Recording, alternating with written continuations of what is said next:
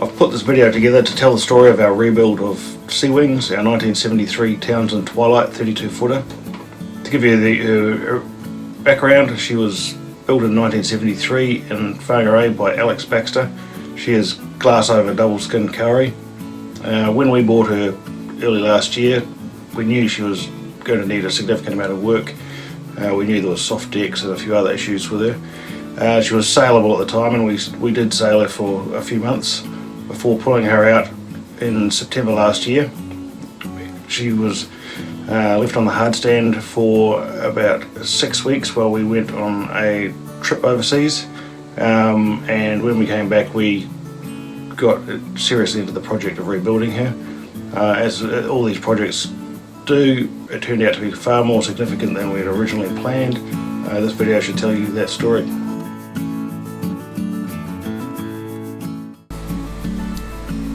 After putting her back in the water at Half Moon Bay, we sailed her for the next few months. Even with the sails that in no way matched the description we were given, she proved to point beautifully and sailed very nicely. There were a few issues already identified then. There was a stiff rudder and a number of other small technical issues that we noticed, which will come up later in this story, but already she was proving to be a very nice boat and well worth the effort we're going to put into her.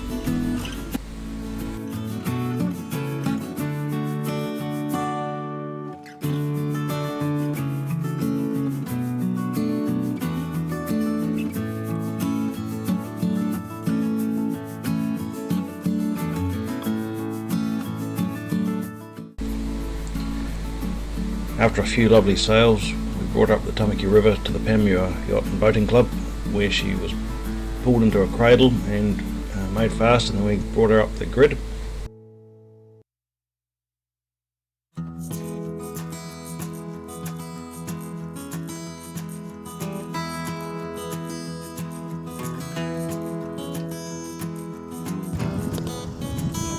you put me in your video? No, video and buckle. Yep, While Townson's are renowned for their lovely lines, this includes their keel as well, which creates a slightly challenging habit of wanting to nosedive when they're in the cradle. What about this one? The keel has a nice curve to the bottom of it, which means that all the load needs to go right on the back end of the keel. So you can see us sitting very much at the back end of the boat while we wait for things to be stabilised underneath. I'm not sure necessarily that the solution there would be one I'd recommend, but however we made it up the ramp intact and ended up in our position ready for work to commence. This video is not chronologically sequenced, it's logically sequenced. Pieces of work you'll see, so you can get a feel for what all those pieces of work look like in one go. As soon as we were on the hard, we stripped it down for storage and for safety while we were away on an overseas trip. This included all running rigging, sails, and we also stripped the safety lines and pulpit and push pit on the boat.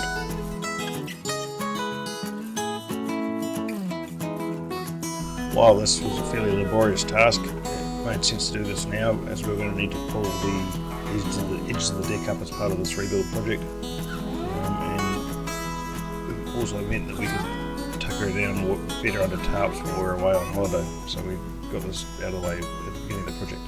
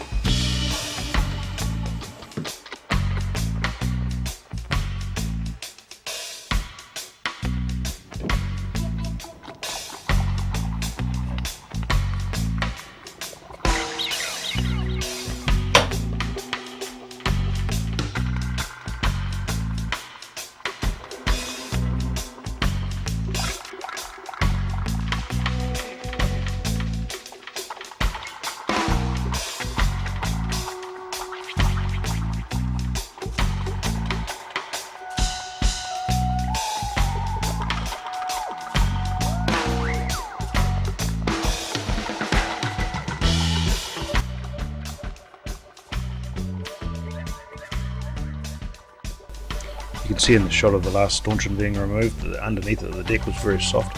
We were having trouble with leaking in the boat, and this was the main culprit, and it caused the softening of the edge of the deck. Our primary focus during this rebuild on the hard was the hull and the edges of the decks.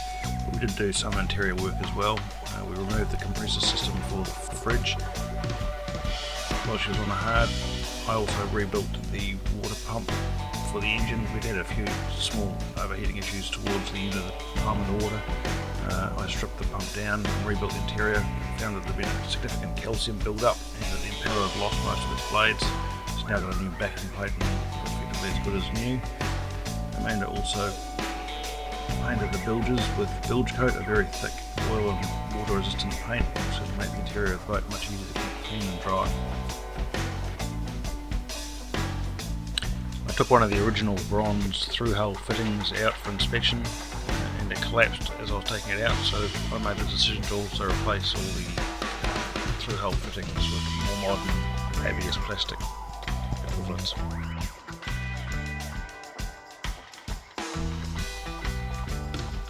As I mentioned earlier, the rudder had a tight spot in it, so I pulled the rudder out to see if I could solve that problem. Whilst the rudder was out, I noticed that there was a break in the fiberglass around the rudder tube. So after clearing out that area, discovered one of the retaining bolts for the rudder tube had rotted through, so we pulled the rudder tube out, cleaned and rebuilt up the area in the keelson around the rudder tube, and replaced all the bolts holding that in place, and refitted the rudder tube and sealed it all up again. After I'd rebuilt the rudder tube, we refitted the rudder to see if we could identify what the problem was with the tight spot.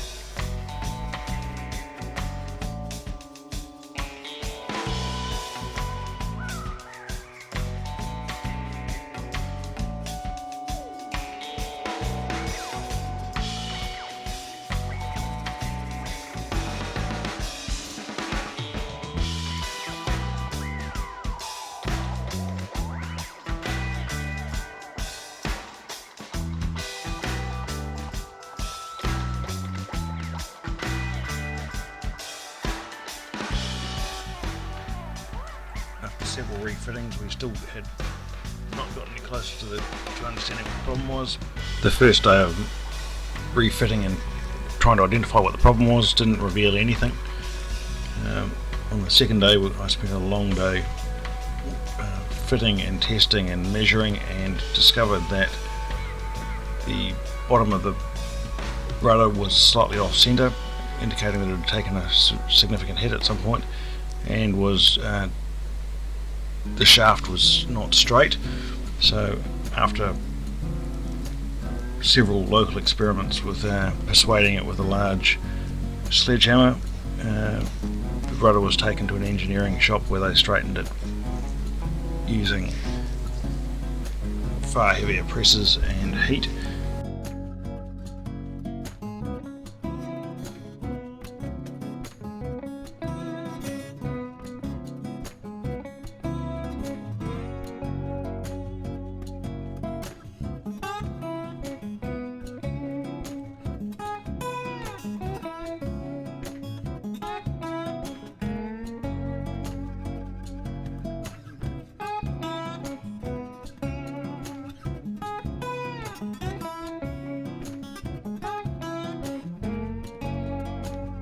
The straightening by the engineers exacerbated a crack that had already been present in the rudder, so I took a decision to take the rudder home and rebuild the re-fiberglass and re-glue the front edge of the rudder.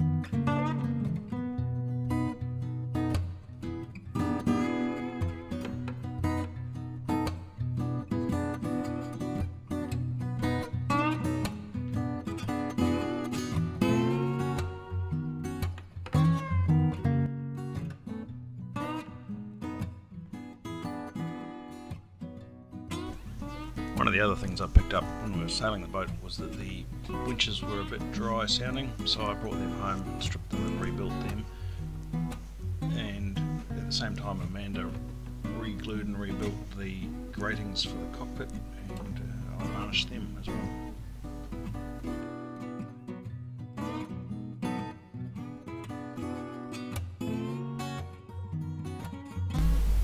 We had also bought a new integrated instrument system for the boat, including a through-hull fitting with depth, temperature and speed in one fitting, along with masthead wind indicator fittings that will go on at a later date.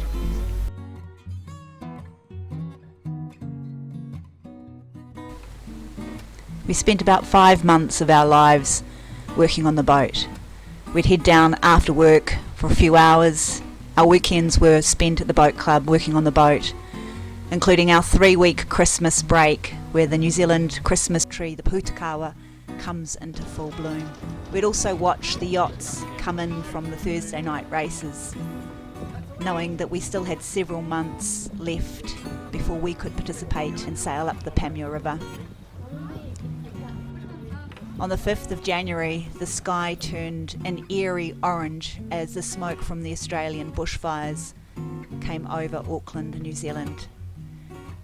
The seagulls perched themselves on the beach, put their heads under their wings, as if it was dusk, about 3 o'clock in the afternoon. It was a very pretty sight. We'd often watched the sunsets and the beautiful light come across the river as our days ended, and we watched the moon rise over towards Rangitoto.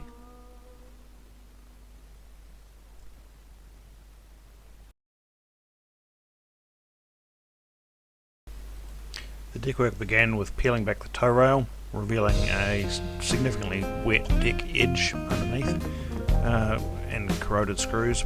At first I tried to route back a limited amount of the deck to minimise the amount of replacement required. This showed that it really needed a more extensive repair, and so in the end we cut it back about 4 inches or 100 mils. To do this I found a very cheap but very effective little plunge saw, which was an absolute godsend on this job, making for a much quicker extraction of the decking, which was then de-nailed and de-screwed and then planed back to flush, allowing for a good glue bond and good drying of the wood underneath. The replacement decking was lap jointed, which would have been reasonably strong, but always liking to over-engineer rather than under-engineer. I also made sure that we put in backing plates under the deck, effectively doubling the strength around the new joint. This probably is now significantly stronger than any other area of the deck on the boat, but personally I prefer it that way than the other. Doing these backing plates was a 2-person operation with Amanda in some awkward angles underneath the deck inside the boat, whilst I glued and screwed from the outside. Oftentimes we worked on separate pieces of the same job, and we got very good at phasing our work to coincide with each other to make sure that we got the job done in the most efficient way possible. Even so, this still involved often working into the gathering darkness. One of the other aspects of the deck work was having to keep the boat watertight while we were doing this, often with rain around. This was a significant challenge and sometimes unsuccessful, but generally we got very good at keeping the boat watertight and shipshape while we were working on this.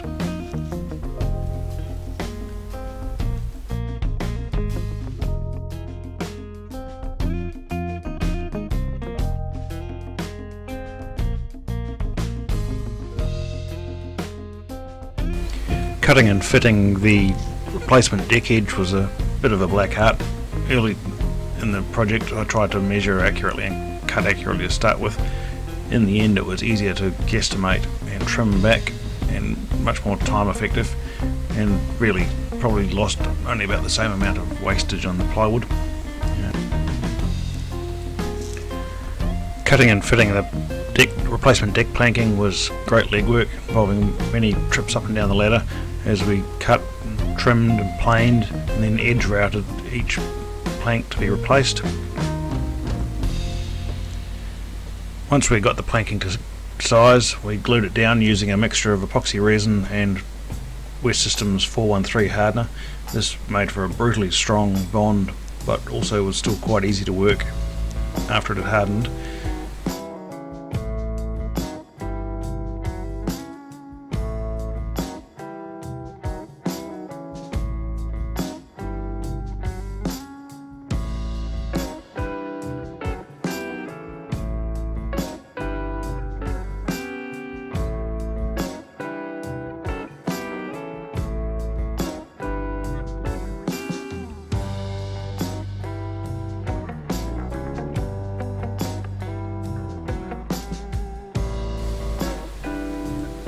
We were generous in our use of the epoxy glue, as it built significant extra strength into the boat and means that it should be many years before the decks need any looking at again.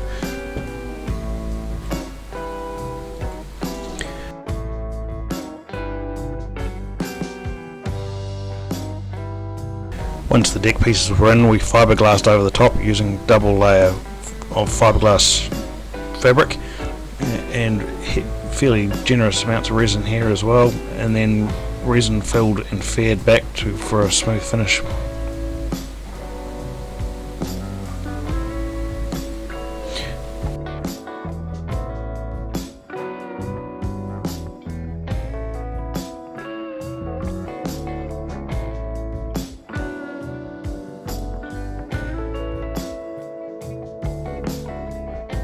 Then it was around to the port side and rinse and repeat.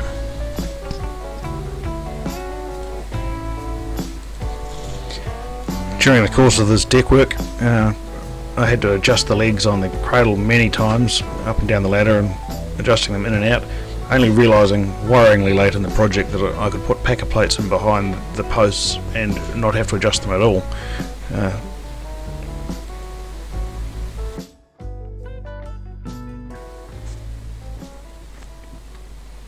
Spending so much time at the yard, you meet heaps of people and you get to talk to them about the trials and tribulations of boat ownership, and we watched a number of boats come in, have the work done and be relaunched.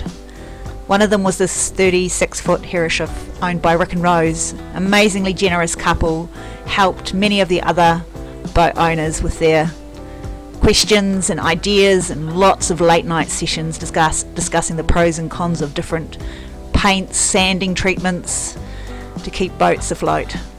This was the third time they'd been in the water. They managed to take on quite a bit of water the first two times, and had to replace some caulking. But by the time they got to this time, they were successful. Tui was really interested to watch other launches or other boats go in the water, including the launches, just to see the balance. The Tamaki River runs really fast, and even at full tide, there's quite a pull, and you can see the boats struggle to get a straight line out of the cradle.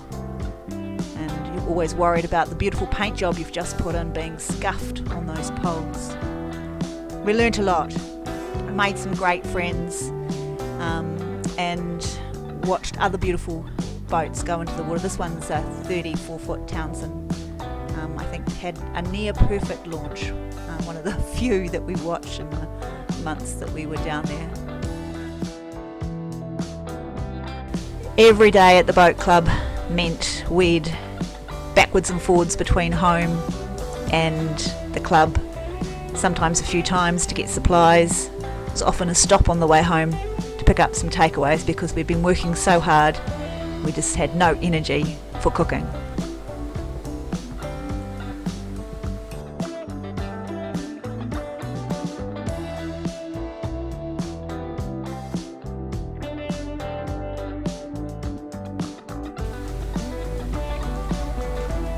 Originally, when we brought her in, we had only planned to tidy up the anti-fouling and re-anti-foul the hull and put her back into the water. It quickly became apparent that this wasn't going to be the case. There was some weeping around an old depth sounder fitting that, when it was removed, showed that there'd been moisture getting behind it. There was a poor repair on the keelson just aft of the bow that, when examined, revealed broken fibreglass.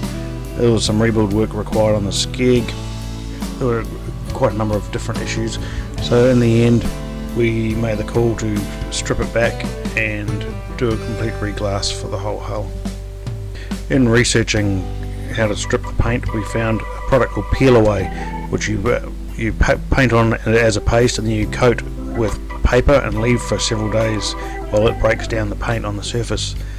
This was possibly easier than conventional paint stripping or scraping, but the significant advantage it had is that the paint came off in chunks rather than as powder and dust, making it much safer and more pleasant to work with and much easier to clean up.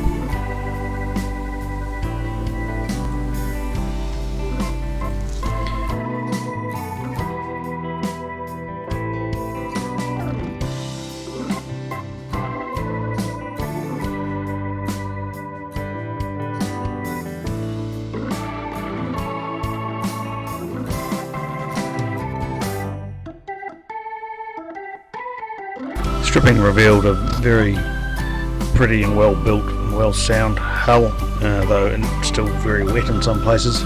Though most of the discoloration you can see here is the original resin used to build the boat in the first time round, prior to what appears to be a number of repairs probably early in its life. This is the repair of the sounder fitting mounting place. This was cleaned out, cut back to sound wood. A plug was made to go into the original hole and then a cap glued in over the top of that and fed back afterwards. This was dried out and everdured extensively, and by the time it was re-glassed was a much better looking condition.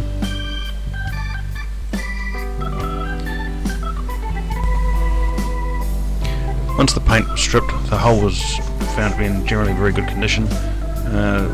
We were attempting to make use of the fiberglass that was on the hull at the time, but once we got to this point, after conducting a couple of tests with how well the resin could be re-adhered, we decided to strip it back and completely to the wood, which in the end proved to be hard work but the right decision to make. And during this time the hull got a good chance to dry out and was treated with everdur and resin, which should give it a much longer life after the repair. This sanding phase was many hours of very hard work, cutting through the fiberglass. There was no easy way of dealing with this, but it did give the wood the chance to be able to breathe for the first time in probably 50 years fully, and you can see where we've chased the moisture out with thinners and everdur, and by the time it was glassed again, the hull was looking in much better condition. And once we started to fiberglass, you could really see the original colour of the wood coming through, and it seemed a shame to cover it in paint and anti-foul, but it was going to be a much stronger boat as a result of the fresh coat of fiberglass. This was a often three-person job, the cutting, holding and resining of the boat hull and getting the fabric to sit right prior to glass and filling. We certainly developed techniques and tricks over the course of the job that helped work with fiberglass, but there were still many times where it seemed a little bit like black magic trying to get the fabric to sit correctly and match the previous piece in the process. The hull was double glassed, double layers of fabric around the top of the keel area. There was 6 to 8 layers thick and reinforced to make sure that there was absolutely zero chance of there being any issues around that area, and adding significantly to the strength of the hull. Between each layer of glass we would re-resin and sand back so that the next layer would take strongly to the previous layer.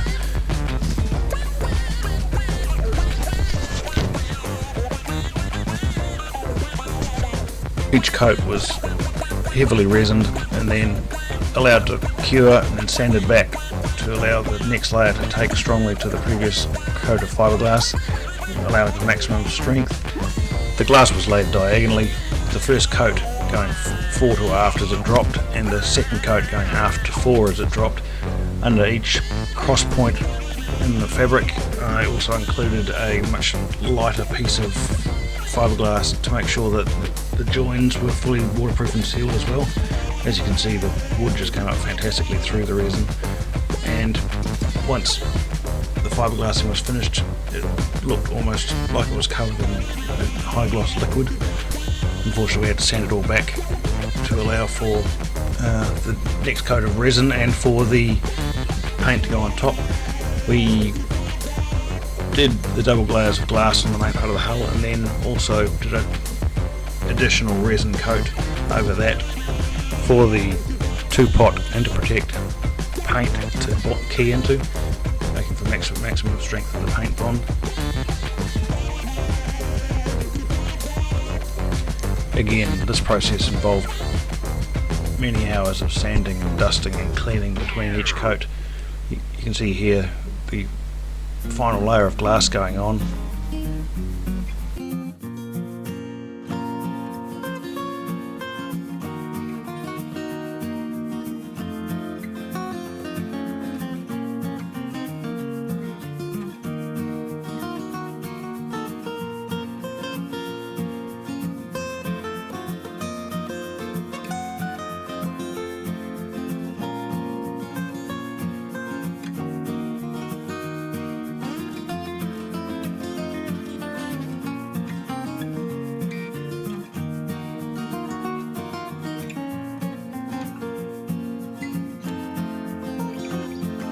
See here the final resin coat going on, and the boat looking fantastic prior to the Interprotect going on.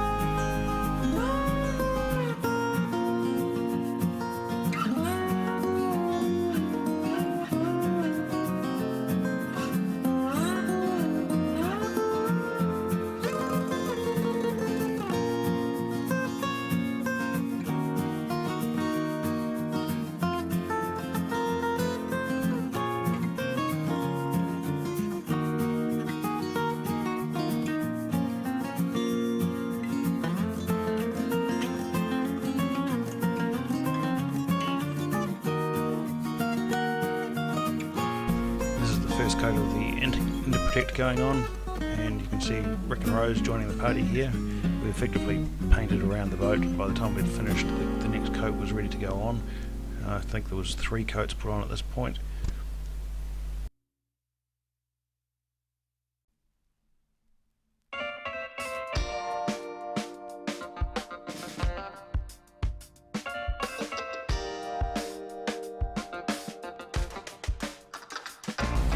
As we ran out of Interprotect after the 3rd coat, we had to let it cure off, and as a result we needed to sand that layer back prior to putting the final coat of Interprotect and the anti-foul on.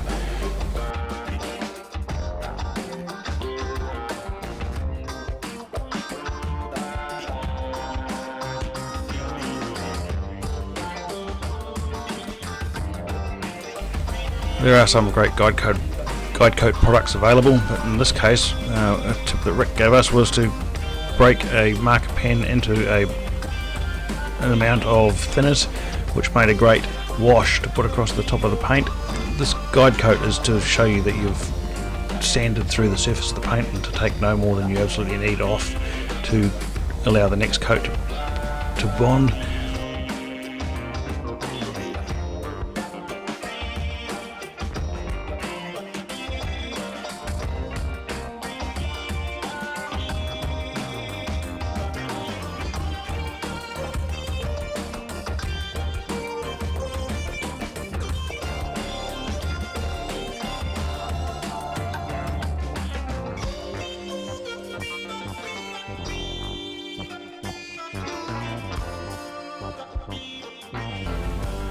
The next step was to mark up the waterline, which after several failed attempts at doing it the old-fashioned by eye way, I gave up and bought a cheap laser level to help mark this up.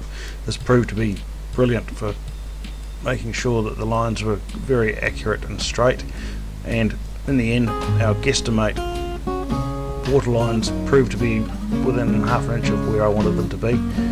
We can correct it a little bit later on, but for now they look great and very straight.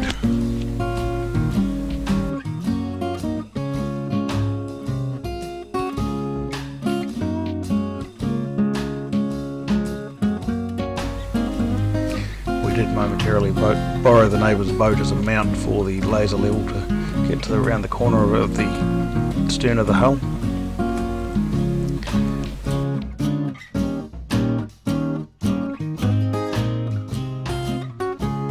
Then it was onto the final coats of Interprotect. These were painted on and left tacky for the first coat of anti-foul to bond to. Amanda chose the anti-foul colour and it went on a very pretty dark teal colour. In the water it has lost a little bit of its colour, but it's still a great change from the original traditional red on the hull.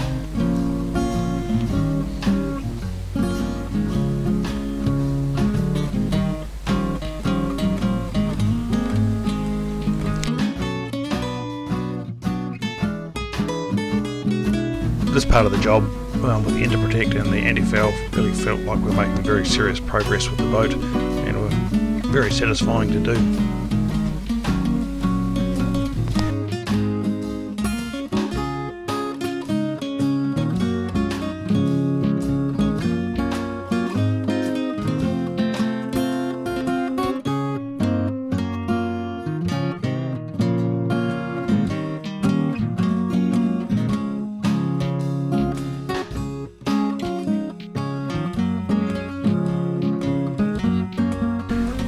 Final coat of anti-foul.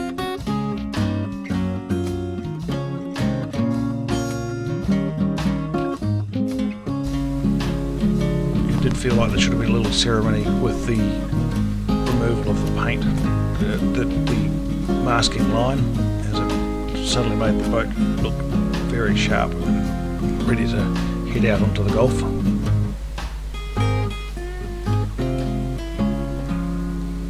Then remasked to allow for some touch-up painting of the white above the waterline. This wasn't a matched colour. This was simply to make sure that it's sealed until we bring her in to do the upper parts of the hull and the cabin top on our next trip onto the hard. Here she is, ready to go back into the water and looking fantastic.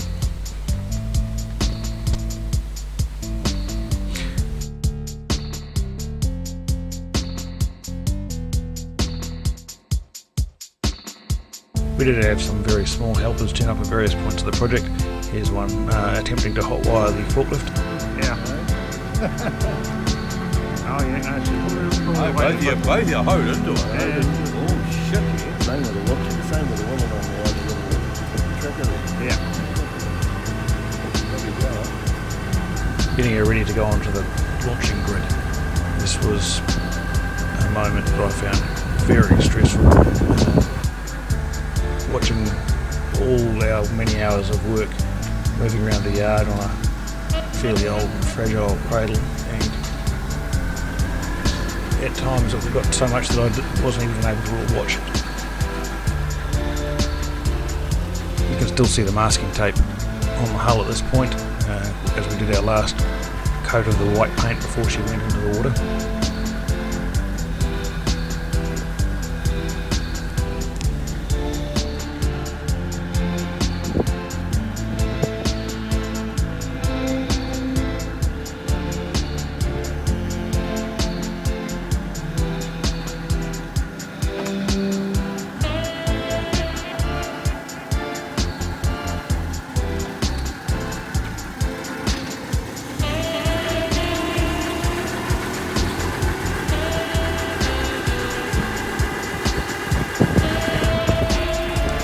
After an urgent refit of a couple of cleats at the back of the boat so we could tie it to the wharf, we loaded a bunch of stuff back onto the boat to aid with the launching, and down the ramp she went.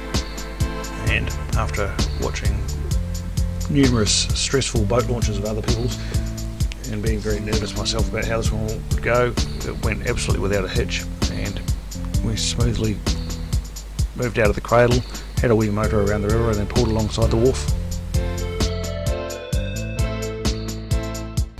There is still much more of this project to go, a lot of which can be done while she's on the water, either on the mooring or by pulling alongside the wharf when we need to. So we'll be working through this whilst sailing her as much as possible, and then possibly bringing her up again next winter back onto the hard to do some of the interior work in a controlled environment. Other than that, we now have a very pretty boat back on the water and waiting to head out into the Gulf as soon as we're cleared of our current COVID-19 restrictions.